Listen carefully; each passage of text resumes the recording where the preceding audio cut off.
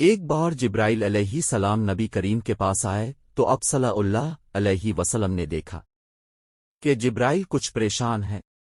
آپ نے فرمایا جبرائیل کیا معاملہ ہے کہ آج میں آپ کو غمزدہ دیکھ رہا ہوں؟ جبرائیل نے عرض کی اے محبوب کل میں اللہ پاک کے حکم سے جہنم کا نظارہ کر کے آیا ہوں، اس کو دیکھنے سے مجھ پہ غم کے آثار نمودار ہوئے ہیں۔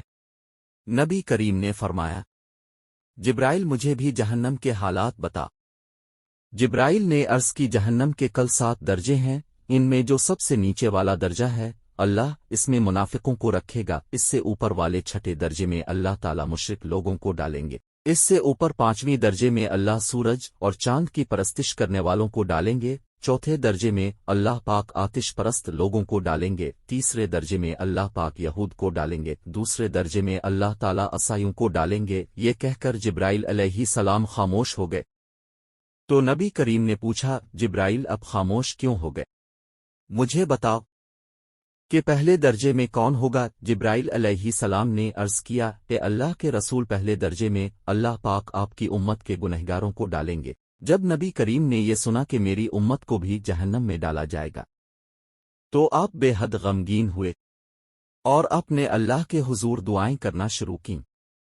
3 دن ایسے گزرے کہ اللہ کے محبوب مسجد میں نماز پڑھنے کے لیے تشریف لاتے، نماز پڑھ کر حجرے میں تشریف لے جاتے اور دروازہ بند کر کے اللہ کے حضور رو رو کر فریاد کرتے۔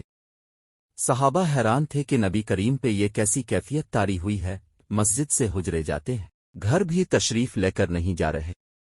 جب 3 دن ہوا تو سیدنا ابو بکر سے رہا نہیں گیا، وہ دروازے پہ آئے، دستک دی اور سلام کیا، لیکن سلام کا جواب نہیں آیا۔ آپ روتے ہوئے سیدنا عمر کے پاس آئے اور فرمایا کہ میں نے سلام کیا لیکن سلام کا جواب نہ پایا، لہذا اب جائیں، آپ کو ہو سکتا ہے سلام کا جواب مل جائے۔ اب گئے تو اپنے 3 بار سلام کیا لیکن جواب نہ آیا۔ حضرت عمر نے سلمان فارسی کو بھیجا لیکن پھر بھی سلام کا جواب نہ آیا۔ حضرت سلمان فارسی نے واقعے کا تذکرہ علی رضی اللہ تعالیٰ عنہ سے کیا۔ انہوں نے سوچا کہ جب اتنی عظیم شخصیات کو سلام کا جواب نہ ملا تو مجھے بھی خود نہیں جانا چاہیے، بلکہ مجھے ان کی نور نظر بیٹی فاطمہ اندر بھیجنی چاہیے۔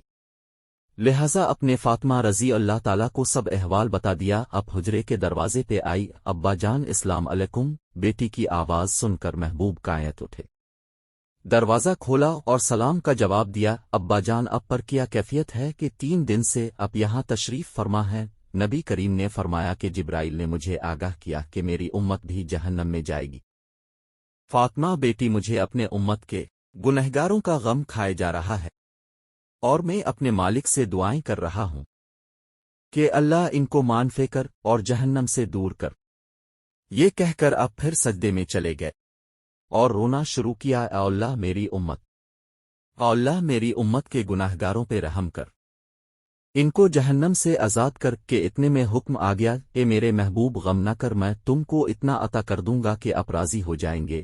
اب خوشی سے کھل اٹھے اور فرمایا لوگو، اللہ نے مجھ سے وعدہ کر لیا ہے کہ وہ روز قیامت مجھے میری امت کے معاملے میں خوب راضی کرے گا، اور میں نے اس وقت تک راضی نہیں ہونا جب تک میرا آخری امتی بھی جنت میں نہ چلا جائے۔ ہمارا نبی اتنا شفیق اور غم محسوس کرنے والا ہے، اور بدلے میں ہم نے ان کو کیا دیا۔